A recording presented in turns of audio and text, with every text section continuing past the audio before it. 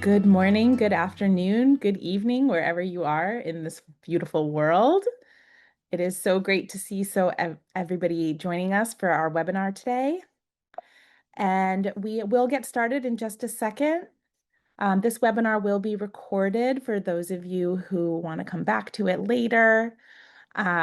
We are very happy to have several of our staff joining us today, as well as a couple of our current students.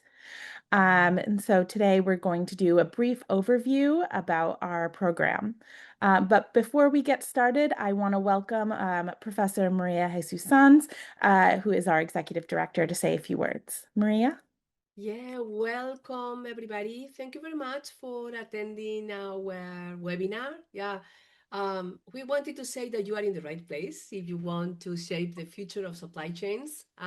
Again, we have been working for many, many decades with this program, with all the industry and our smart and committed students and alumni who are already shaping the future of supply chains.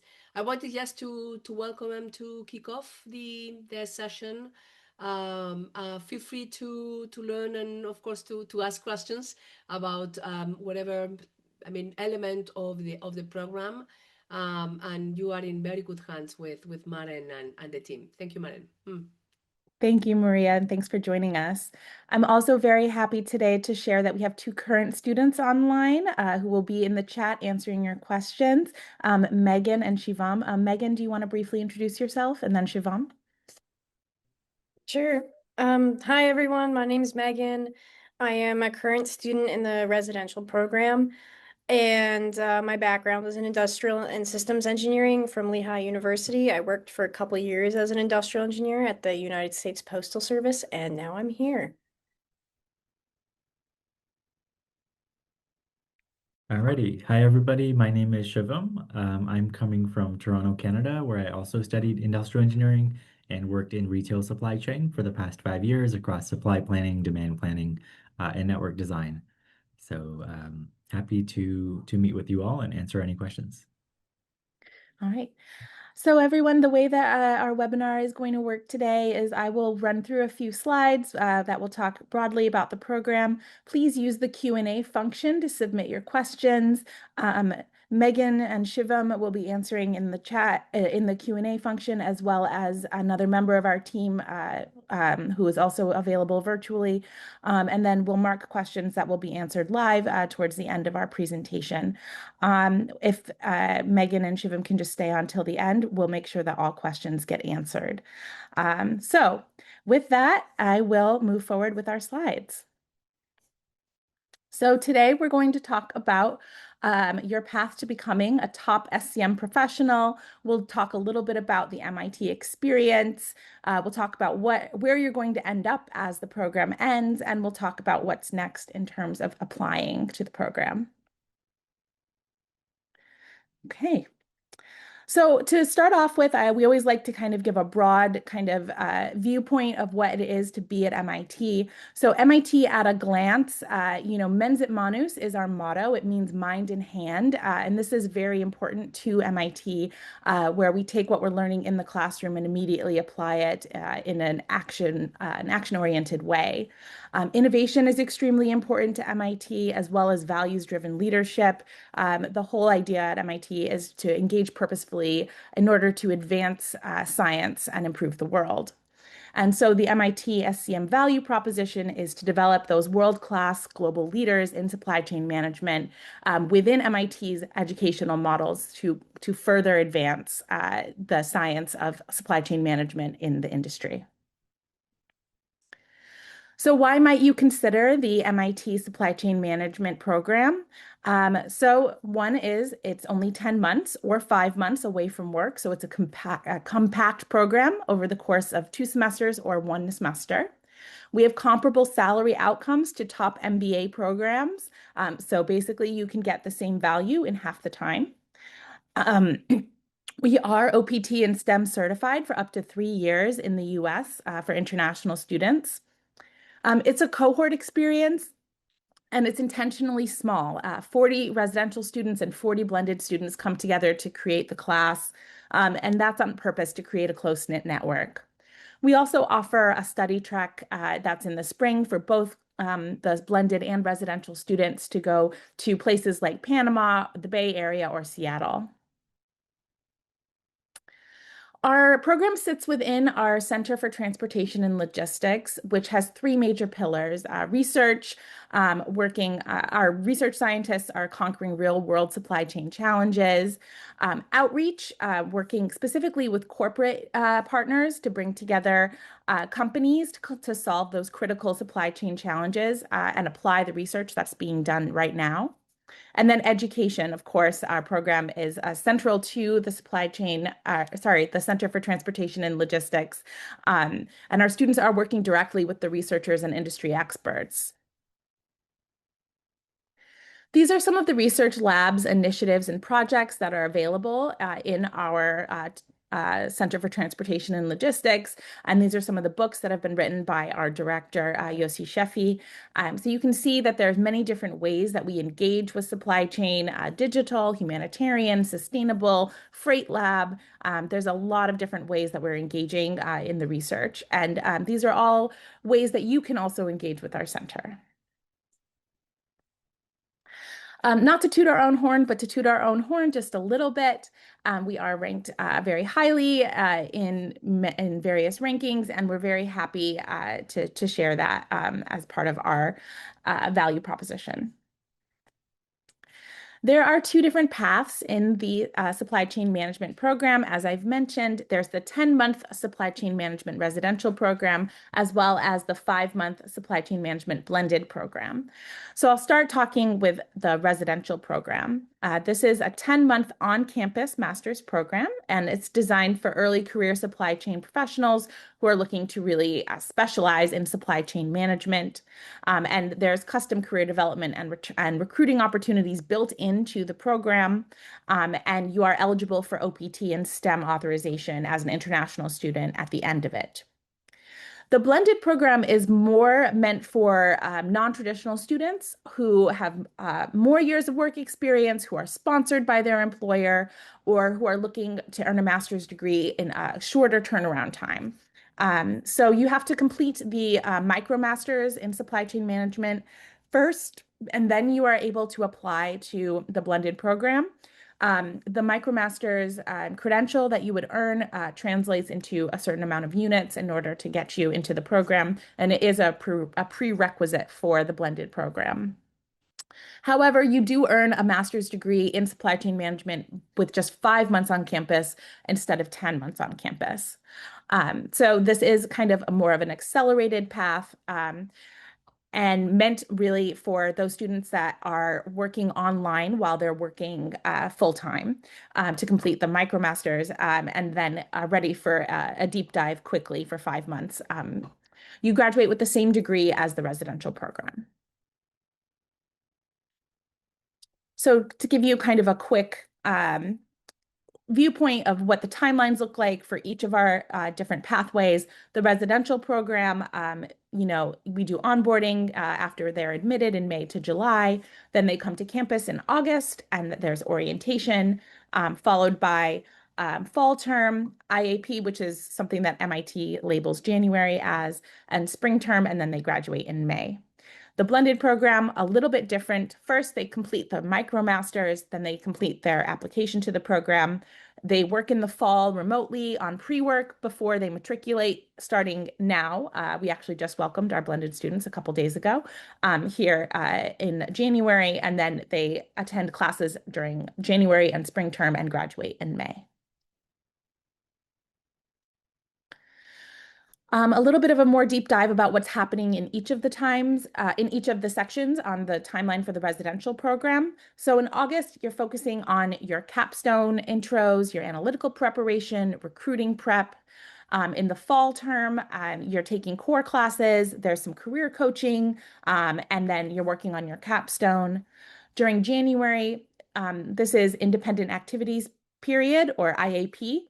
It's a 3-week period. There's workshops, there's speakers, there's a Scale Expo where you present preliminary findings from your capstone project, as well as the Scale Connect conference where you connect with other supply chain management master students from all over the world. In spring term, you're taking more classes, you're doing the study trek that we mentioned earlier, additional career coaching, and then completing your capstone project ahead of graduation. For the blended program, it's a little bit different, but pretty much the same once you get to January. I want to focus on the pre-work. So first is the MicroMasters, where you complete 5 online classes and the final exam. This can be done on your own time while you're working full-time. Then you would complete your application to the Supply Chain Management Master's Program between December and June within our application cycle. And then you have some pre-work that will happen in the fall just to make sure that when you do arrive on campus in January, you are up to speed and ready to hit the ground running. So this kind of includes Python, a little bit of a webinar series and writing, reviewing analytical material, and then beginning your capstone project remotely. In an IAP, like I mentioned, you'll be doing the same thing as the residential students. In addition, you will have some more tailored orientation, specifically for blended students to get you oriented to campus. And then in spring term, you're taking classes, you'll have the study track, and then you'll graduate in May after you finish your capstone project. I want to pause for a minute and just see if there are any questions that I can answer.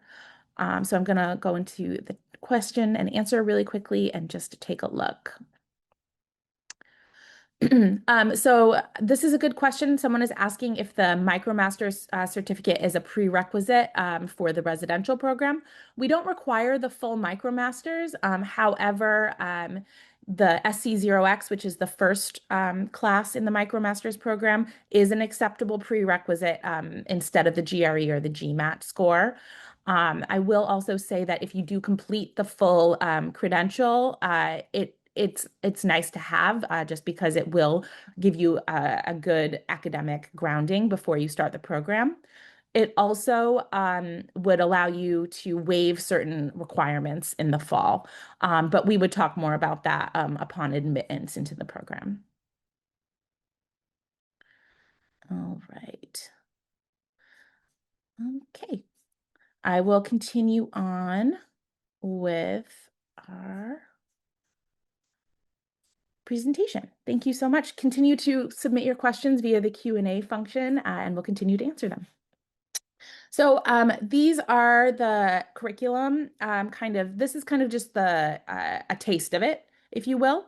The fall only applies to the residential cohort as the blended students are not matriculated yet. And so there's no set core subjects that they're taking. But basically in the fall is when you are kind of getting your baseline of your core classes. You're taking analytical methods, logistics systems, a little bit of writing, network design, and then you're working on the scope and methodology for your capstone project. There's also a little bit of space for you to start taking electives. Electives need to be within 2 of the 3 tracks that are listed: analytics, leadership, and strategy. So for an example, you would take an analytics elective in addition to your core classes. During IAP, this is when the blended students also arrive, so the curriculum looks very similar. You will take analytics classes, you will be taking a class called Leading Global Teams, and then you'll be working on your capstone project, your poster presentation, and preliminary findings.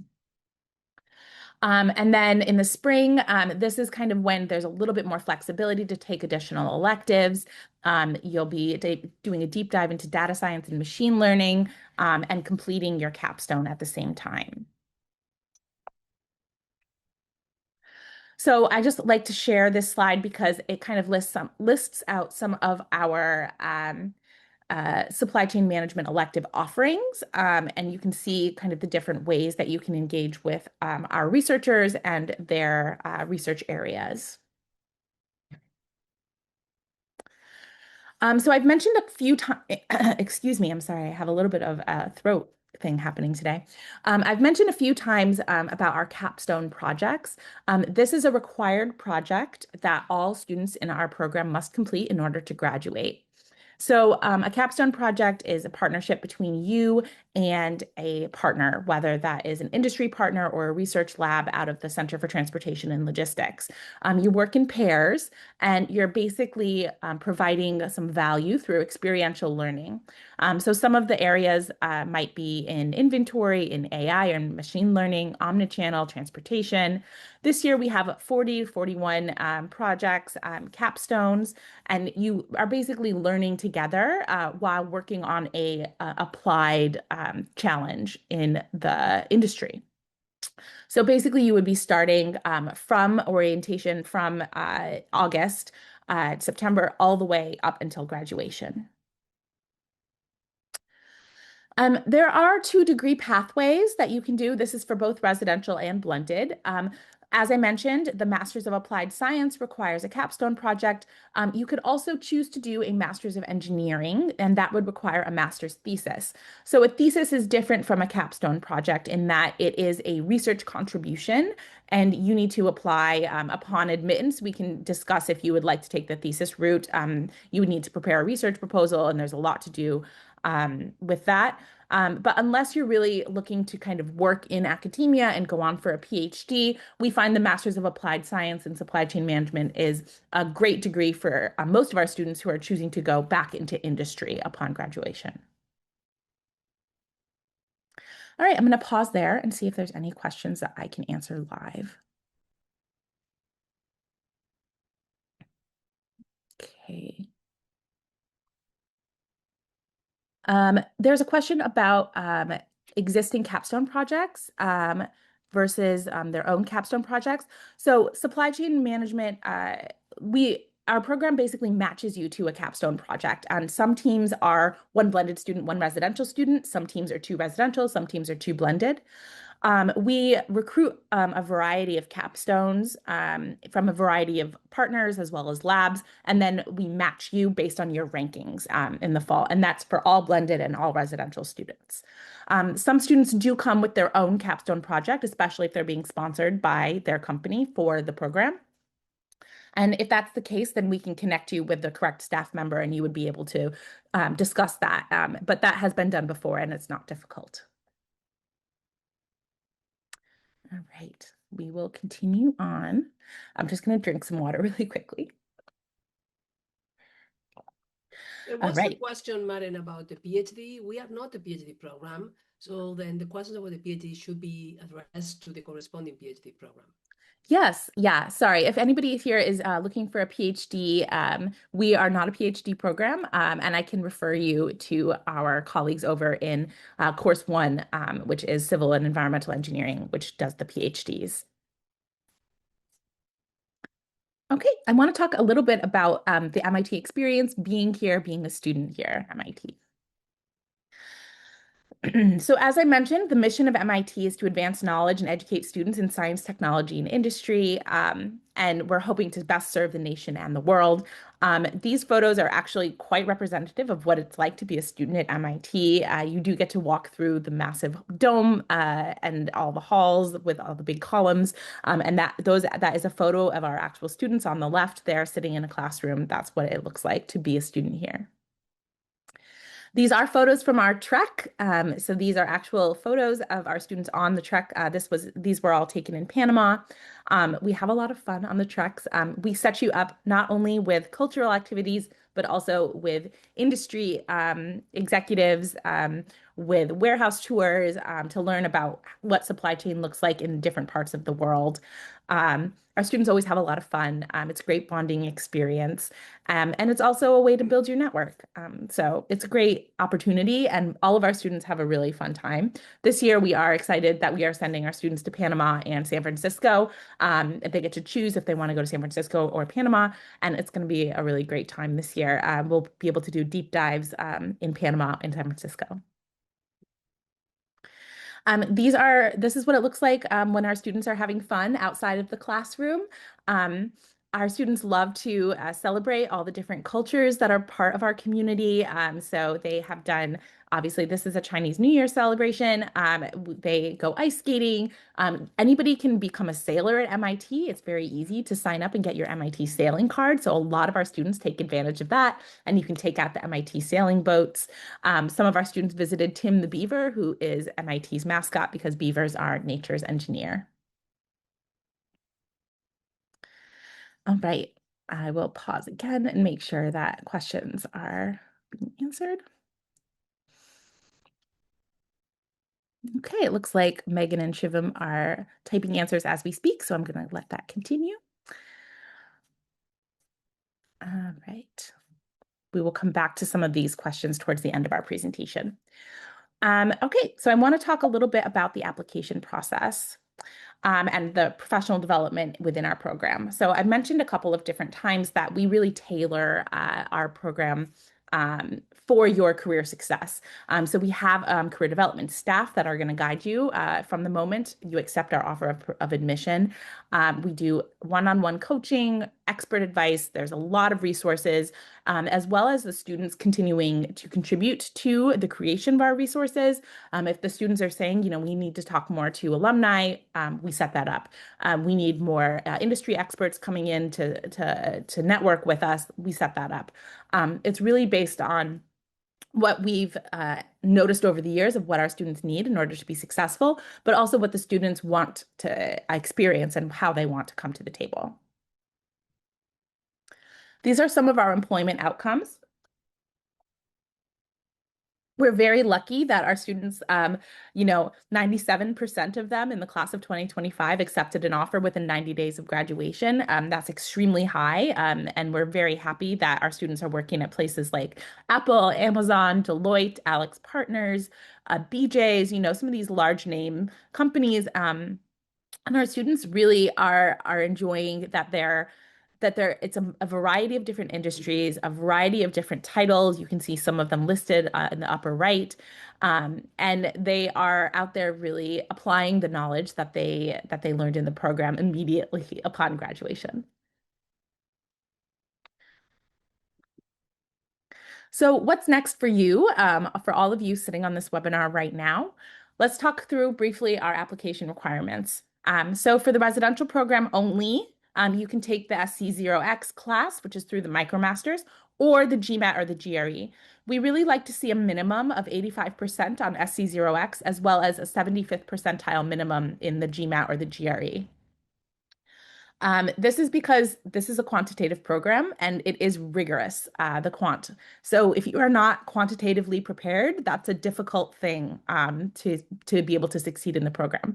So we really want to see high scores in our quantitative assessments. In the blended program, you are assessed on your performance in the 5 online courses, as I mentioned, SC0X, 1X, 2X, 3X, 4X, and CFX.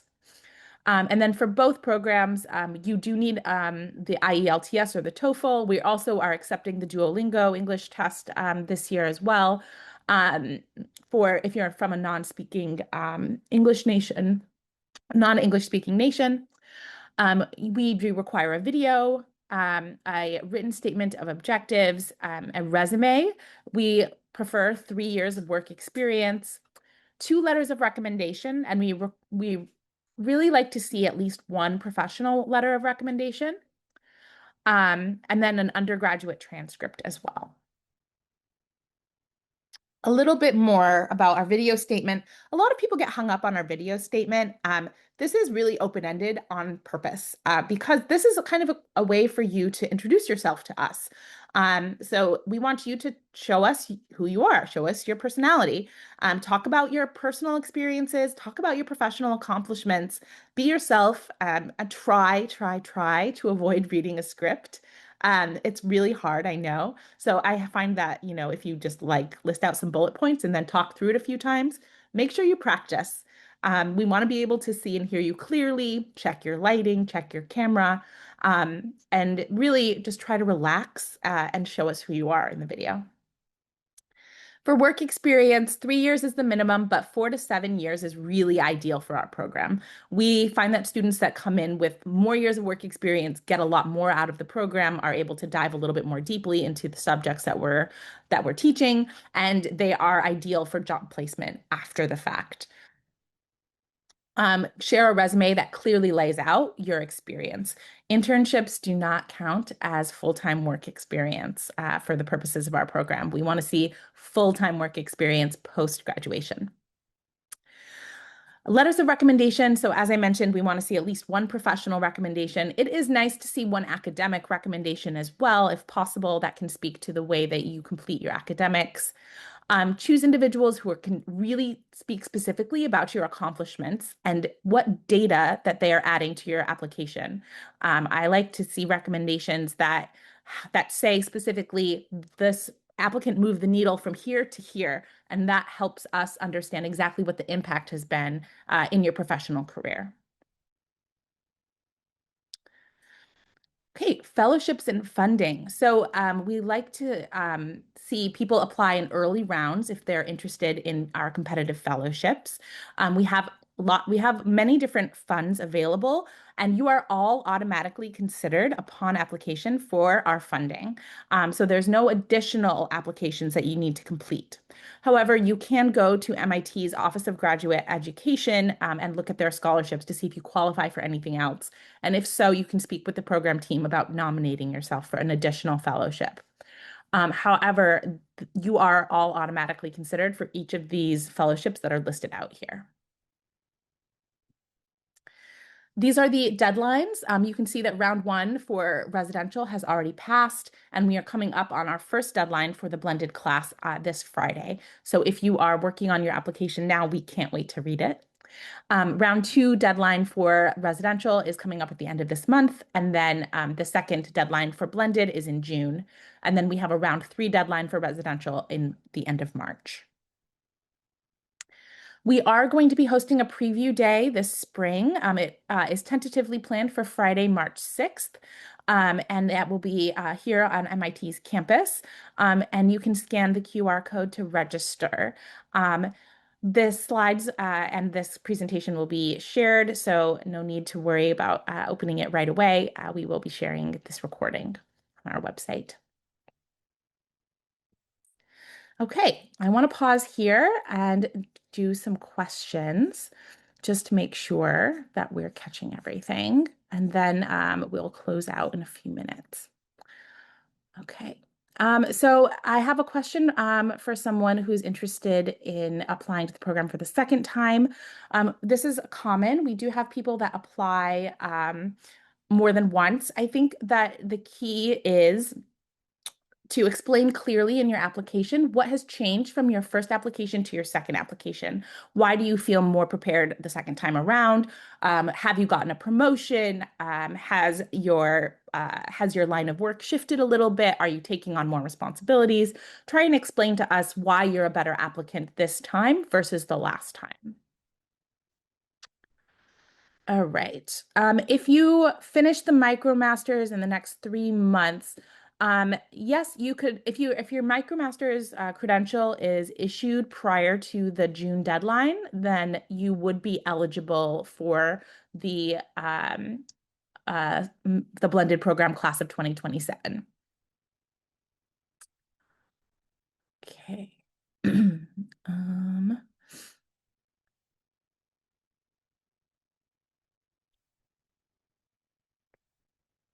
uh,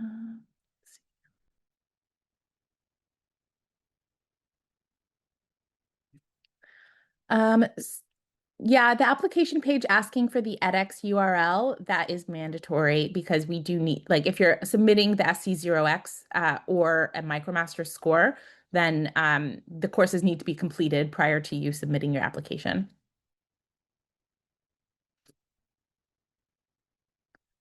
Okay. There's a question about waiving the English test. Yes, we do offer waivers. You can email scm-admissions@mit.edu, and we can discuss if you qualify for a waiver for the English test. This is a good question about if there's a deadline for joining the blended program after the completion of the MicroMasters. We prefer that you apply for the program within 3 years of completing the MicroMasters. Um, However, you can always discuss with our team if something prevents you from applying, and you took the course 4 years ago. We can discuss that, but 3 years is generally what the length of time that your scores would be valid for. Okay. Let's see. The I don't know exactly when the CFX scores will be released, but they are usually up in the first week of May. But you can check on the MicroMasters website about that. That team is completely separate from our team, unfortunately, so I don't have visibility. Okay.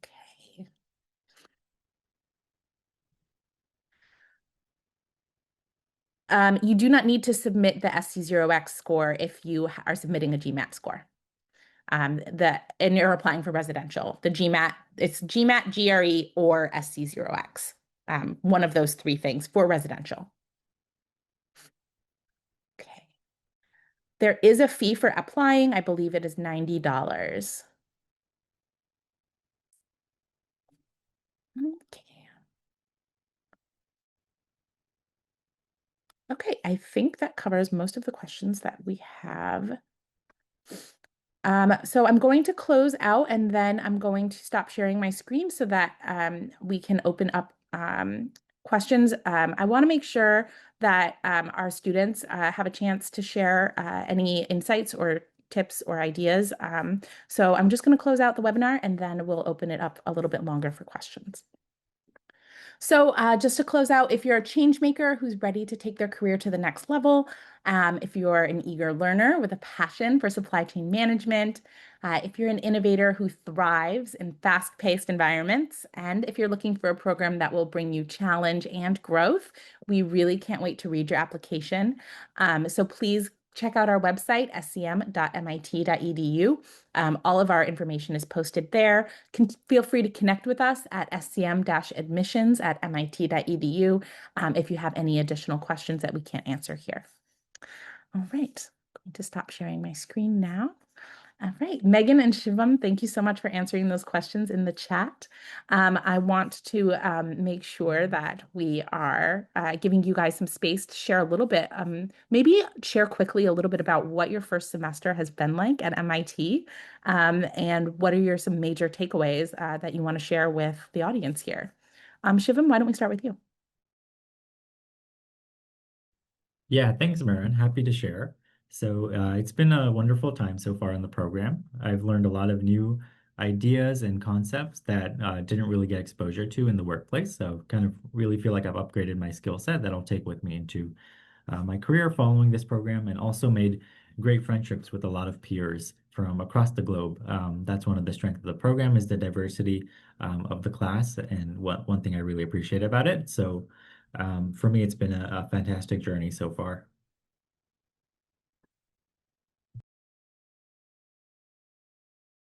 Great, thanks. And Megan? Yeah, I mean, to build off that, everything you said is true. It's so much fun and it's a lot of work. I mean, you'll hear this a bajillion times when you get here. You're drinking out of the fire hose. Like you cannot do everything, but you're gonna love it. There's classes and all sorts of different things. You can take electives across schools to Sloan, etc. And there's so many opportunities here, and the cohorts are handpicked, and ours has been fantastic so far. And we're looking forward to meeting the second half very soon, and getting to form more of these relationships that will last for our career. Thank you. There's a question in the chat about electives and electives kind of related to AI, but maybe the two of you can talk briefly about some of the electives that you've experienced in the program so far, or maybe what your plans are for the spring. So Megan, why don't we start with you this time? Yeah, so most of our electives are held in the spring, actually, so that our blended students have ample opportunity to join us in them. There's a couple things in the fall, of course, but let's see, what am I planning on taking? I'm planning on taking procurement, a class in procurement, a class in e-commerce, excuse me, and some global supply chain management. I think most every class I've been in here has touched on AI in some sort. I took a pretty in-depth Sloan class um last semester. So yeah, I mean there's so many electives and you can definitely tailor it to what you want. Great. Shivam, anything to add to that? Yeah, no, like Megan said, there's tons of options available. Personally, for me, last term, I was able to take a class at Sloan Business School, managerial finance, which I think complemented my supply chain course as well. As well as next term, I'm looking forward to taking more courses at Sloan, more focused on the leadership side, as well as procurement and diving more into the supply chain specific electives. Great. Thank you. Okay. I think I will just answer the question about if the MicroMasters is not complete. So we actually need the MicroMasters to be complete, and we need the credential to be issued prior to your application to the blended program. It is a prerequisite. So if it's in progress, you are not eligible to apply to the blended program quite yet. But just finish it up and get the credential, and then we'll see your application come through. There is another question here. Can you talk through some of the successes and the application of the material that you're learning in the classroom? Megan or Shivam, I'm not sure which one of you prefers to answer that.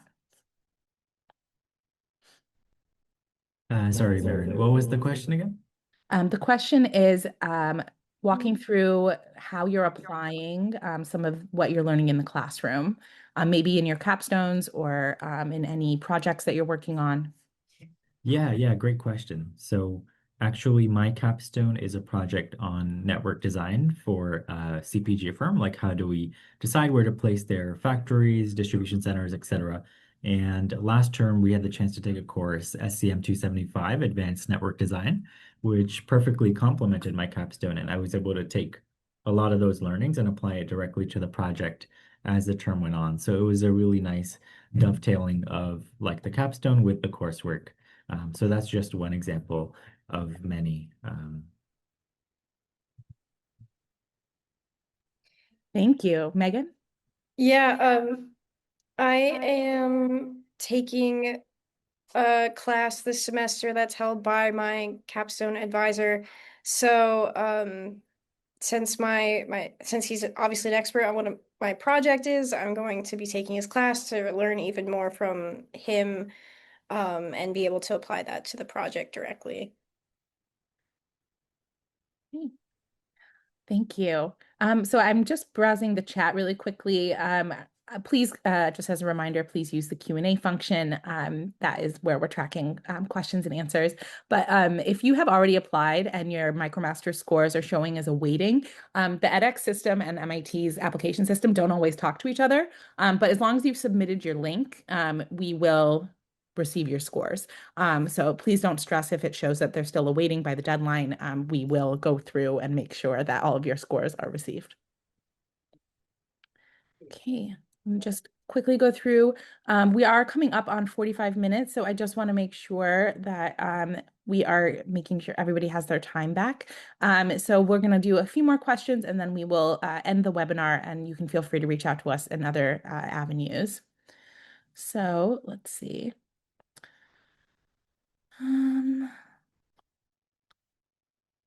There's a question about fully funded opportunities. So we are a master's program, and so therefore we don't have scholarships that are fully covering. We have one or two, but really they're extremely competitive. My best advice for funding is that you should not plan on getting funding through MIT. There's a very limited pool available. It's extremely competitive. it's best if you apply to our program with a funding plan already in place. So the program's official stance is that we want to issue as much help as possible to as many students as possible, which often means that we are not fully funding students. So that's just kind of the overall picture of what funding looks like at MIT.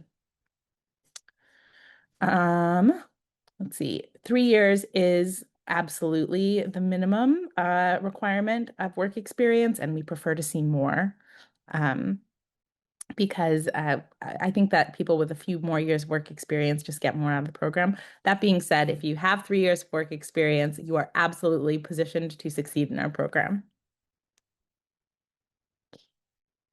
All right. Um, a bachelor's degree um, is a prerequisite for our program. If you do not have a bachelor's degree, we would consider that on a case-by-case scenario. We can discuss one-to-one. You can email scm-admissions@mit.edu, and we can discuss that. But you would need a high amount of work experience and deep industry experience in order to waive that prerequisite. And we really prefer to see a bachelor's degree. Okay. All right. I think that covers, I know that we didn't get to answer all of the questions, but thank you so much for everybody submitting some amazing questions. I hope that you got some good information about our program. As I mentioned, this is recorded, so the recording will be posted on our website. Feel free to review it at your convenience. Megan, Shivam, thank you so much for joining us. Thank you for sharing your perspectives. And we are looking forward to hopefully seeing some of you on campus in March for our preview day. Thank you so much, everyone. Enjoy the rest of your afternoon, and we look forward to connecting with you all soon. Thank you.